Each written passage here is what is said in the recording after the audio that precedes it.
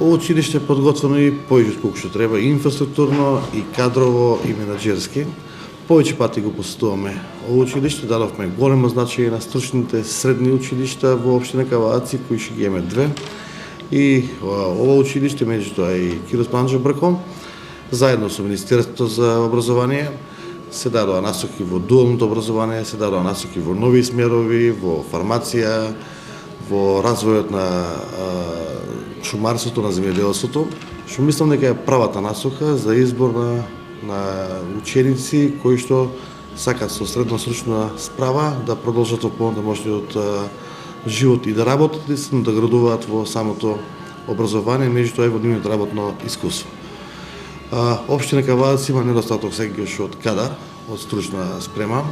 Знаете дека невработеноста е 3,9% до 4%, која што е на завидно ниско ниво, така да многу луѓе доаѓаат и надвор од општина Кавааци. Наша евидентна бројка дека околу прилика 4000 луѓе доаѓаат на работа од околните градови Велес, Прилеп, Градско, Росоман и Неготино. Така да во Кавадарци има работа и простор.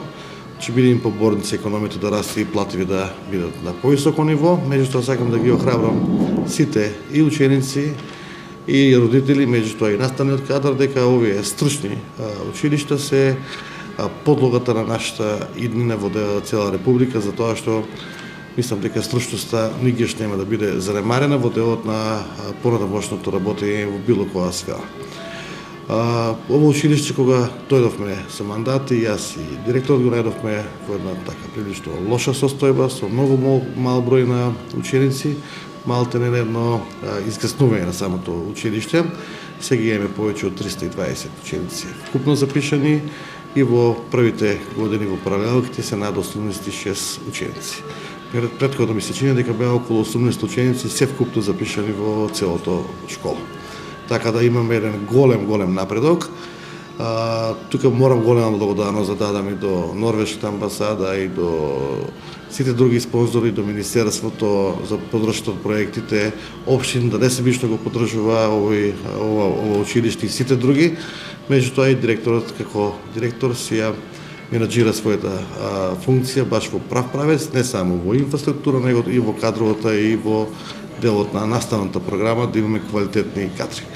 Јас само сакам да им посакам да имаат успешна учебна година, да може учениците да се вратат во своите клупи учебни и од 1 септември директорот со неговиот наставен кадар да почне со работа. Ние како училиште сме максимално подготвени и се радуваме на учениците, бидејќи секој училиште е поубаво со ученици. Така да и оваа сега учебна година треба да ја започнеме со физичко присуство, така да мислам дека максимално посветено ќе започнеме со наставниот процес кој што ни е нас најважен покрај инфраструктурните проекти. Сепак ние сме училиште кај што треба наставниот процес да се одвива непречено.